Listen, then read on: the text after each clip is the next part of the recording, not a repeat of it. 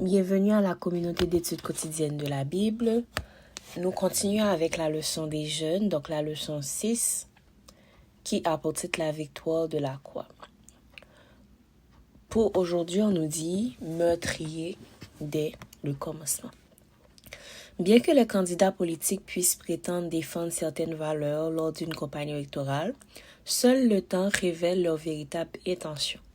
Au début, leurs messages peuvent porter sur l'aide et la solitude envers les gens, ainsi que sur l'amélioration générale de la société.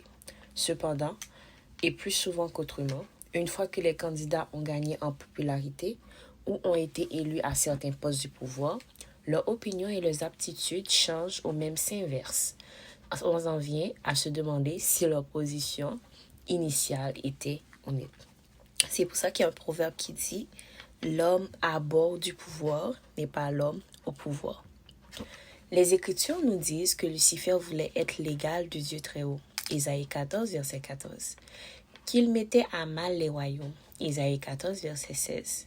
Que par le développement de son commerce, ce qui peut être interprété comme de la calomnie, il a été rempli de violence. Ézéchiel 28, verset 16. La Bible indique que Lucifer a commencé par salir le nom de Dieu pour ensuite suggérer qu'il ferait un meilleur souverain que lui. Au début, ses intentions peuvent paraître pures et soucieuses du bien-être de tous les êtres créés.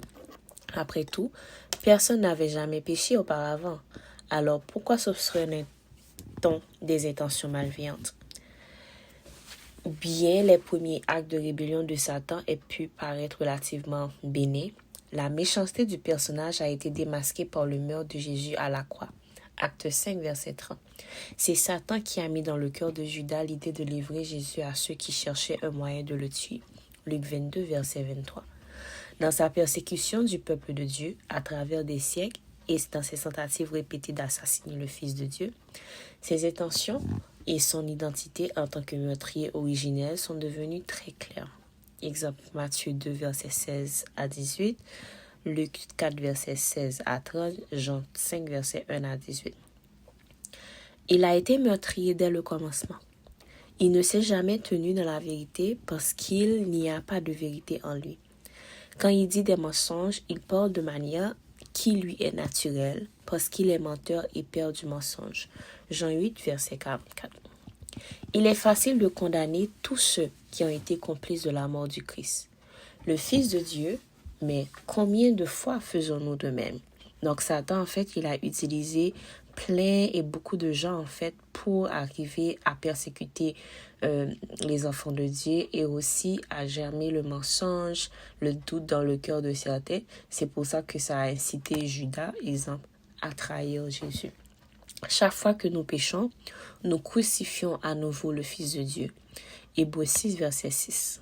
Chose incroyable, même dans ce cas, dans sa grâce abondante, Jésus nous offre son pardon. Père, pardonne-leur car ils ne savent pas ce qu'ils font.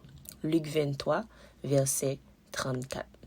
Donc, c'était la leçon des jeunes où nous vous remercions encore une fois d'avoir été avec nous à la communauté d'études quotidiennes de la Bible. Donc, la connaissance de la vérité va changer notre perception de la grâce de Dieu parce que nous allons voir qu'il n'y a personne qui a forcé Jésus à mourir pour nous. Il l'a fait de son propre gré. Il est mort volontairement pour nous. Il a donné sa vie écrasée par le poids des péchés de toute l'humanité. La croix, en fait, ça a été une façon de mettre à nu la profonde haine de Satan pour Dieu. Donc, c'était la leçon des jeunes, la victoire de la croix. Nous vous remercions encore une fois.